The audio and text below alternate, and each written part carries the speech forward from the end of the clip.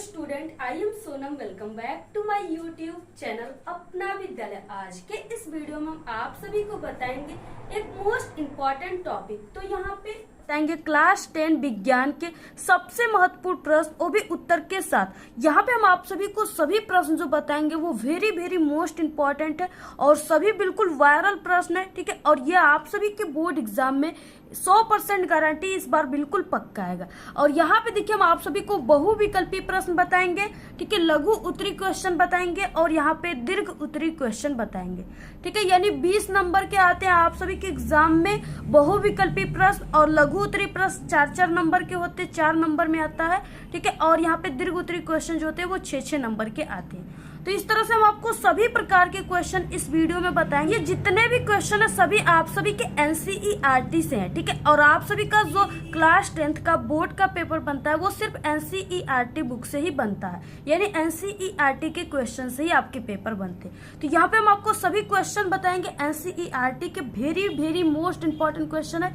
और अगर आप लोग क्लास 10 साइंस की पूरी तैयारी आप लोग हमारे चैनल से करते हो तो आप सभी का इस बार साइंस में, ठीक है, 70 में 70 नंबर बिल्कुल पक्का है। तो अगर आप सभी लोग टारगेट बनाए कि आप सभी का इस बार बोर्ड एग्जाम में 95% आए और आप लोग एक टॉपर स्टूडेंट बने, तो आप सभी को इसके लिए कुछ नहीं करना। सबसे पहले आपको वीडियो को लाइक कर देना है और चैनल पे नए तो चैनल को सब्सक्राइब जरूर कर देना है, ठीक है। तो यहाँ पे देखिए सबसे फर्स्ट क्वेश्चन यहाँ पे दिया है कि प्रतिरोध का मात्रक होता है, और ये question very very most important question है, ठीक है। प्रतिरोध का मात्रक हर साल आप सभी के एग्जाम में आता है। तो यहाँ पे प्रतिरोध का मात्रक क्या होता है? पहला है कि वोल्ट, ठीक है, यहाँ पे ख दिया है वाट, और उसके बाद ओम और जूल। तो प्रतिरोध का जो मात्रक होता है वो क्या होता है? ओम होता है, ठीक है। और इसका जो सिंबल, उसका सिंबल इस तरह से होता है। इसके बाद नेक्स्ट क्वेश्चन है, देखिए एक अश्व शक्ति यानी एचपी बराबर होता है, कितना होता है? यहाँ पे कई ऑप्शन दिया हुआ है, जिसमें से पहला है 746 वाट, 736 वाट, 752 वाट और 766 वाट, ठीक है। तो यहाँ पे एक अश्व शक्ति बराबर जो होता है वो 746 वाट होता है। ऑप्शन फर्स्ट राइट है, वेरी इंपॉर्टेंट क्वेश्चन है। नेक्स्ट है किसी चालक में 2 एम्पियर धारा, यानी आई का मान यहाँ पे दे दिया 2 एम्पियर, ठीक है, आई का मान है। और इसके बाद हो धारा क्या, और ये प्रवाहित हो रही है तो 2 सेकंड में, यानी समय का मान दिया है, 2 सेकंड में चालक में गुजरने वाले आवेश की मात्रा होगी। यहाँ पे क्यू का मान पूछ रखा है, आवेश का। तो यहाँ पे बहुत ही सरल न्यूमेरिकल है, आप लोग इसको देखिए इस तरह से सॉल्व कीजिए, जैसे Q बराबर होता है I/T, ठीक है। तो यहाँ पे क्या है, आप लोग को Q का मान निकालना है। तो यहाँ पे Q इक्वल, यहाँ पे एम्पियर जो है यानी धारा का मान वो 2 दिया है, इंटू यहाँ पे समय का मान यहाँ पे 2 दिया है, तो यहाँ पे 2 हो जाएगा, ठीक है। तो यहाँ पे क्या हो जाएगा, Q इक्वल क्या हो जाएगा 4, और यहाँ पे कूलाम, ठीक है। तो इस तरह से यहाँ पे क्या हो जाएगा, Q इक्वल 4 कूलाम, यानी आवेश का मान कितना आ गया 4 कूलाम। ऑप्शन यहाँ पे डी राइट है। इस तरह से आपको लगाना है, ठीक है। और जैसे यहाँ पे हम आपको क्वेश्चन बता रहे, आपके पेपर 2024 बोर्ड एग्जाम में बिल्कुल ऐसा ही क्वेश्चन आता है, ठीक है। यानी पेपर में आपके ऐसे ही क्वेश्चन आते हैं, उसमें न्यूमेरिकल वगैरह, मात्रक, ये सभी चीजें आपके पूछे रहेंगे। नेक्स्ट है चौथा क्वेश्चन है, एक विद्युत बल्ब का तंतु बना है, ठीक है। जैसे यहाँ पे देखिए ये क्या है, इस तरीके से बल्ब है, बल्ब सभी के घरों में है, ठीक है, होता है। अब यहाँ पे ये क्या है, इस तरह से ये बल्ब है, और इसमें क्या होता है, आप लोग देखे होंगे ध्यान से कि इसमें कुछ इस तरह से होता है, ये चीजें, ठीक है, ये चीजें होता है ना, यही इसमें क्या होता है, यही जलता है जिससे प्रकाश होता है। तो ये जो चीजें हैं ये किससे बनी होती है, यही यहाँ पे पूछ रखा है। इसको तंतु कहते हैं, इसको क्या कहते हैं, तंतु कहते हैं। और ये किस चीज से बनी होती है, तो ये टंगस्टन धातु होता है, उसी से बनी होती है, ठीक है। ऑप्शन यहाँ पे वी राइट है। नेक्स्ट है एक गतिमान आवेश कण उत्पन्न करता है, यानी एक गतिमान आवेश जो होता है वो उसके कण जो होते हैं वो क्या क्या उत्पन्न करते हैं। तो यहाँ पे केवल चुंबकीय क्षेत्र, ठीक है, चुंबकीय क्षेत्र तो करता है लेकिन केवल नहीं करता है, ठीक है। केवल विद्युत क्षेत्र, ये भी नहीं, सिर्फ विद्युत क्षेत्र, यानी विद्युत क्षेत्र और चुंबकीय क्षेत्र ये दोनों करता है। तो यहाँ पे चुंबकीय तथा विद्युत क्षेत्र दोनों, ऑप्शन यहाँ पे सी राइट है। नेक्स्ट है यहाँ पे चुंबकीय क्षेत्र की तीव्रता का मात्रक होता है। देखिए चुंबकीय क्षेत्र की जो तीव्रता का मात्रक होता है वो क्या होता है, टेस्ला होता है। ऑप्शन यहाँ पे कौन सा राइट है, ऑप्शन यहाँ पे डी राइट है। इस तरह से आपको काफी अच्छे तरीके से इसको पढ़कर पहले, तब देखिए जैसे यहाँ पे टेस्ला बटे मीटर का स्क्वायर दिया है, तो आप लोग सोचोगे कि हाँ चूंकि क्षेत्र की मात्रक तो हमने पढ़ा था टेस्ला भी होता है, तो आप लोग सोचोगे चलो टेस्ला लिखा है ना, मीटर लगा हो चाहे मत लगा हो, तो आप लोग इसको क्या करोगे, सही लिखकर चले आओगे अगर यहाँ पे टेस्ला नहीं दिया रहेगा तो इसलिए आप लोग क्या कीजिए कि आपको अच्छे तरीके से समझना है इसको कि हाँ चुंबकीय क्षेत्र की जो मात्रक होता है वो सिर्फ टेस्ला होता है, टेस्ला बटे मीटर स्क्वायर नहीं होता है। ऑप्शन यहाँ पे डी राइट है। नेक्स्ट क्वेश्चन 7वां, स्वस्थ नेत्र के लिए दूर बिंदु स्थित होता है। ठीक है, तो दूर बिंदु जो होता है वो बिल्कुल अनंत पे स्थित होता है। ऑप्शन यहाँ पे डी राइट है। 8वां क्वेश्चन है, विद्युत धारा को मापा जाता है। ठीक है, विद्युत धारा यानी इलेक्ट्रिक करंट, इसको किस चीज से मापा जाता है, यानी इसका पैमाना क्या होता है, तो ये एमीटर होता है। ऑप्शन यहाँ पे ए राइट है। ठीक है, इसके बाद नेक्स्ट क्वेश्चन देखिए, very very most important question है ये, और हर साल आप सभी के बोर्ड के पेपर में ये आता है। ठीक है, इतना इंपॉर्टेंट क्वेश्चन है। तो यहाँ पे देखिए दिया है कि ओम का नियम लिखिए, यानी ओम का नियम किसे कहते हैं आपको ये लिखना है। तो इस तरीके से देखिए यहाँ पे उत्तर क्या हो जाएगा, ओम के नियमानुसार यदि किसी चालक की भौतिक अवस्थाएं जैसे ताप, ठीक है, दाब, चालक, लंबाई क्या हो, नियत रहे यानी स्थित रहे, उसमें कोई परिवर्तन न हो। ठीक है, यानी स्थित रहे, नियत रहे, तो चालक में बहने वाली धारा जैसे आई, चालक के सिरों के बीच विभवांतर V, ठीक है, के अनुक्रमानुपाती हो। ठीक है, यानी यहाँ पे क्या हो जाएगा, V प्रोपोर्शनल टू I। ठीक है, यानी क्या है, विभवांतर के अनुक्रमानुपाती है। अब देखिए इस प्रोपोर्शनल को जब हम यहाँ से हटाएंगे, ठीक है, तो यहाँ पे हमें कुछ नियतांक लेना पड़ेगा। तो यहाँ पे क्या हो जाएगा, V, ठीक है, इक्वल यहाँ पे R इंटू आई, यानी हमने इस प्रोपोर्शनल को जब हटाया तो यहाँ पे हमने R जो है ये एक नियतांक लिया, जो कि क्या है, विद्युत प्रतिरोध है, ये नियतांक है। अब यहाँ पे देखिए क्या हो जाएगा, यानी ये I जो है ये इधर चला आएगा, तो यहाँ पे क्या हो जाएगा, V बटे के I इक्वल यहाँ पे R। आप लोग इसको इस तरह से भी लिख सकते हो, R इक्वल V बटे के I। ठीक है, यानी यहाँ पे क्या हो गया, जो R है वो क्या है, विद्युत प्रतिरोध है।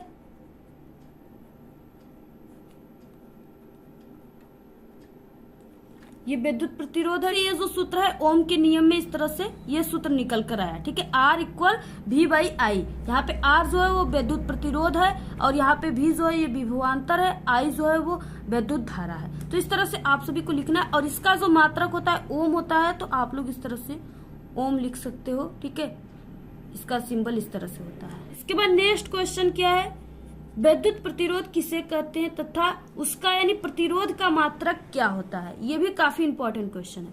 तो यहाँ देखिए, किसी चालक का वह गुण जिसके कारण वो विद्युत धारा के प्रवाह का क्या करता हो, विरोध करता हो, यानी विद्युत धारा के प्रवाह में क्या करता हो, रुकावट डालता हो, लगाता हो। ठीक है, तो उसी को चालक का प्रतिरोध कहते हैं, जिसे इंग्लिश में रेजिस्टेंस कहते हैं। ठीक है, तो यहाँ पे उसी को क्या कहते हैं, विद्युत चालक का प्रतिरोध कहते हैं अथवा विद्युत प्रतिरोध कहते हैं। अब देखिए यहाँ पे क्या हो जाएगा, इसका मात्रक भी पूछ रखा है क्वेश्चन में, तो आप लोग मात्रक भी लिखोगे तभी आप सभी को पूरे के पूरे 4 नंबर मिलेंगे। तो यहाँ पे देखिए मात्रक क्या हो जाएगा, यानी इसकी यूनिट क्या हो जाएगी, तो ओम के नियमानुसार क्या होता है, R equal V by I. ठीक है, जो कि हमने आपको फर्स्ट क्वेश्चन में बताया था। अब यहाँ पे क्या हो जाएगा, जो V का मात्रक होता है वो वोल्ट होता है, और जो I का मात्रक होता है वो एम्पियर होता है। ठीक है, और इसी को क्या कहते हैं, इसी को कहते हैं ओम। तो इस तरीके से यहाँ पे क्या हो गया, प्रतिरोध का मात्रक जो हो गया, तो यहाँ पे विद्युत प्रतिरोध का मात्रक क्या हो गया, एक होता है वोल्ट बटे एम्पियर और एक होता है ओम। तो इस तरह से आप लोग दोनों को तैयार रखिए। इसके बाद नेक्स्ट क्वेश्चन देखिए, जितने भी क्वेश्चन इस वीडियो में हम आप सभी को बताए हैं, ठीक है, और बताएंगे, वो सभी क्वेश्चन आप सभी के विद्युत पार्ट से है। और इस बार सबसे ज्यादा क्वेश्चन आप सभी के विद्युत चैप्टर से ही आए थे, और हर साल आता है। ठीक है, क्योंकि जो विद्युत चैप्टर वो सबसे इम्पोर्टेंट है आप सभी के पूरे साइंस में, इसलिए आप लोग विद्युत चैप्टर को काफी अच्छे तरीके से समझिएगा, और आप लोग अब काफी अच्छे तरीके से तैयारी कीजिए, क्योंकि आपके पास बहुत कम टाइम बचा है। और इसके बाद देखिए, आज हम विद्युत चैप्टर के सभी इंपॉर्टेंट क्वेश्चन आपको बताए पूरे के पूरे, और इसके बाद आप सभी को, ठीक है, जितने भी न्यूमेरिकल है यानी सवाल है सभी को आप सॉल्व कराएंगे, और लॉन्ग क्वेश्चन को भी बताएंगे। फिगर वाले क्वेश्चन को भी बताएंगे, डायग्राम वाले के। ठीक है, तो आप लोग अभी चैनल को सब्सक्राइब कर लीजिए और टेलीग्राम चैनल को भी ज्वाइन कर लीजिए। उसका लिंक इस वीडियो के डिस्क्रिप्शन में हमने दे रखा है। और अपने सभी दोस्तों को भी इस वीडियो को शेयर कीजिए। ठीक है, और काफी जोरों से आप लोग तैयारी कीजिए। काफी आप लोग बिल्कुल बोर्ड एग्जाम में इस बार आग लगा दीजिएगा। पूरे के पूरे आप लोग 95% बिल्कुल छाप दीजिएगा। ठीक है, तो आप लोग अगर तैयारी करना चाहते हो हमारे चैनल से तो अभी सब्सक्राइब कीजिए, क्योंकि हर साल हमारे चैनल से पढ़ने वाले स्टूडेंट न कि सिर्फ जिला टॉपर बनते बल्कि प्रदेश टॉपर भी बनते हैं। और जो कमजोर स्टूडेंट है वो तो आसान तरीके से हमारे चैनल पे इतने अच्छे अच्छे ट्रिक और टिप्स है जिससे वो बोर्ड एग्जाम में, ठीक है, 80 से 85% नंबर लाते हैं। और जो टॉपर स्टूडेंट है वो तो 95-96% नंबर लाते हैं। तो यहाँ पे देखिए, विद्युत सामर्थ्य की परिभाषा लिखिए। ये भी काफी इंपॉर्टेंट क्वेश्चन है। तो किसी विद्युत परिपथ में, ठीक है, विद्युत ऊर्जा के व्यय होने की समय दर को ही विद्युत सामर्थ्य अथवा विद्युत शक्ति कहते हैं। ठीक है, सामर्थ्य का मतलब क्या है? शक्ति होता है। तो यहाँ पे यही है, आप सभी लोग को समझ में आ गया होगा। यानी इसमें क्या है कि किसी विद्युत परिपथ में विद्युत ऊर्जा जो है, ऊर्जा के व्यय होने की यानी उसके खर्च होने की जो समय दर होता है, जिसके द्वारा नापा जाता है उसका समय दर कि हाँ इतने समय में इतनी विद्युत ऊर्जा खर्च हुई है, उसी को क्या कहते हैं? विद्युत सामर्थ्य कहते हैं। ठीक है, तो यहाँ पे क्या होगा? इसी को विद्युत शक्ति भी कहते हैं। अब देखिए, इसका भी आपको मात्रक लिखना है, नहीं बोला है फिर भी आपको लिखना है, क्योंकि अगर यहाँ पे परिभाषा कोई भी आपकी फिजिक्स में आ गया, जैसे विभवांतर का हो गया, प्रतिरोध का आ गया, ठीक है, विद्युत सामर्थ्य का आ गया, फ्लक्स का आ गया, कोई भी परिभाषा आ गया तो आपको उसके परिभाषा डेफिनेशन के साथ आपको उसको यूनिट भी लिखना है। यहाँ पे जो विद्युत सामर्थ्य है, ठीक है, उसको यहाँ पे P से प्रदर्शित करते हैं। P का मतलब यहाँ पे पावर, ठीक है, पावर का यानी शक्ति, शक्ति को पावर कहते हैं। तो यहाँ पे विद्युत सामर्थ्य को P से शो करते हैं। और विद्युत सामर्थ्य इक्वल क्या हो जाएगा?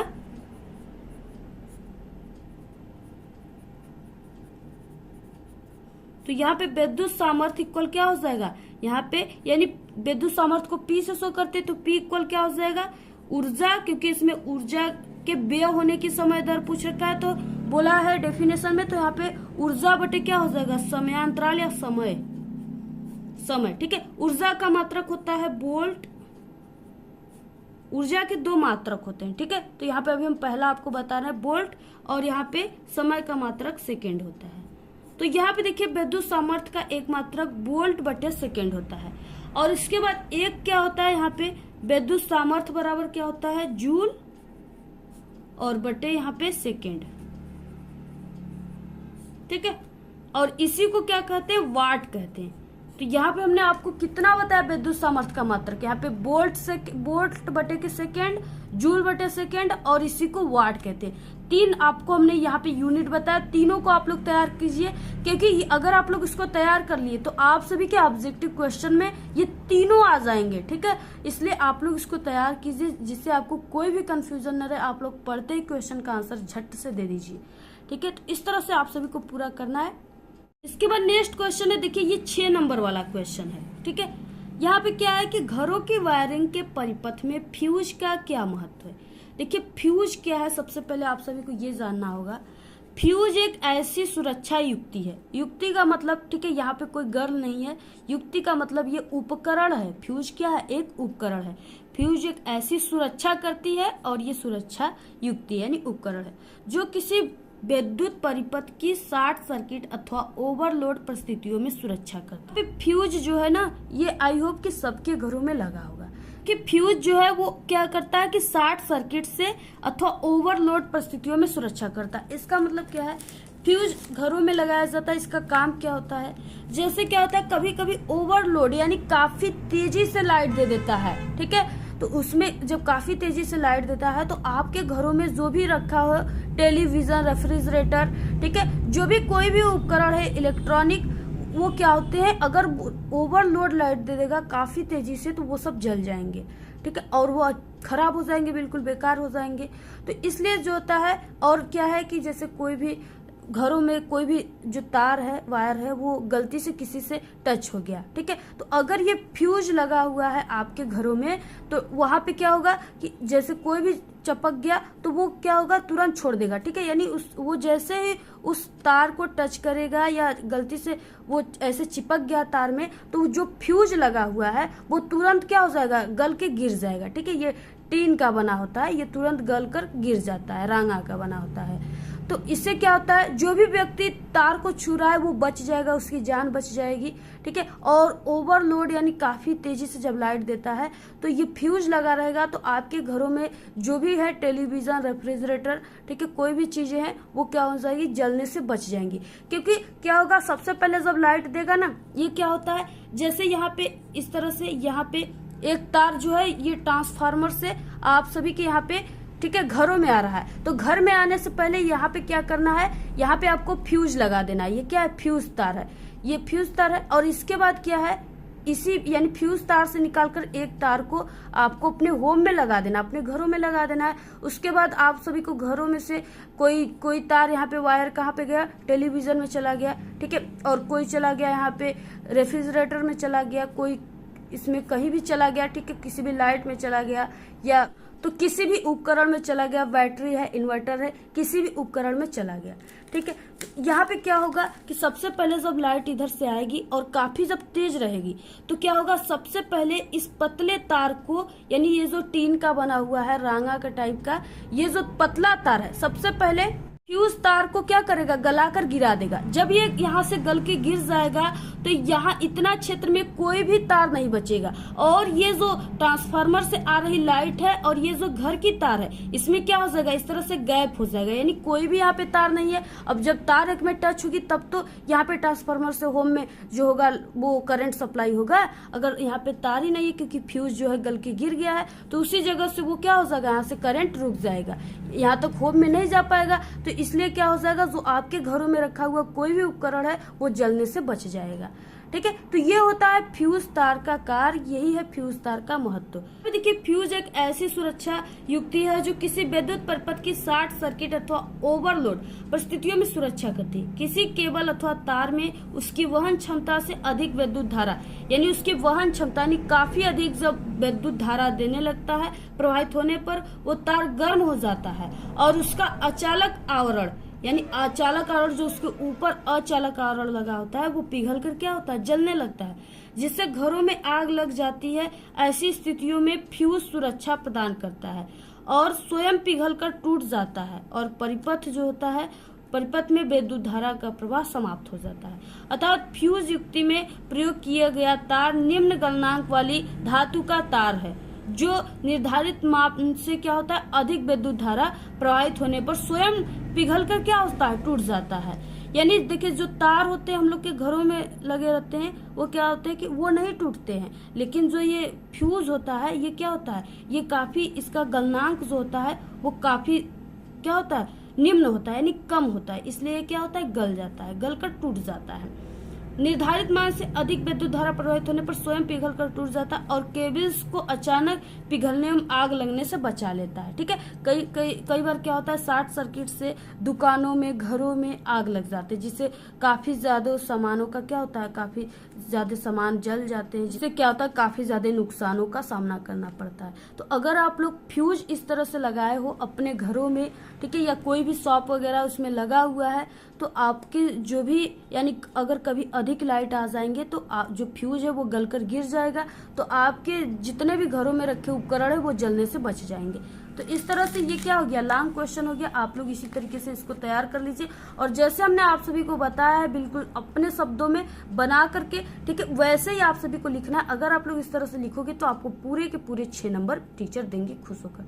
तो आपको इसी तरीके से तैयार कर लेना है। और नेक्स्ट आप सभी को किस सब्जेक्ट पे क्वेश्चन चाहिए वायरल, ठीक है, इंपॉर्टेंट, आप लोग जरूर कमेंट करके बताइए। और अगर आपको इसका पीडीएफ चाहिए तो आप लोग हमारे टेलीग्राम चैनल को ज्वाइन कीजिए, उसका लिंक इस वीडियो के डिस्क्रिप्शन में हमने दे रखा है। इस वीडियो को लोग ज्यादा से ज्यादा अपने सभी दोस्तों में शेयर कीजिए, ठीक है, और लाइक करना बिल्कुल मत भूलिए। हमने आप सभी लोगों के लिए इतना मेहनत से ये सभी वीडियो हम बनाते हैं। आज के इस वीडियो में सिर्फ इतना ही। आपको ये वीडियो कैसा लगा? अगर वीडियो पसंद आए तो एक बड़ा सा लाइक कर दे। चैनल पे नए तो सब्सक्राइब करके बेल आइकन को जरूर प्रेस कर दे। Thanks, all the very best, bye bye.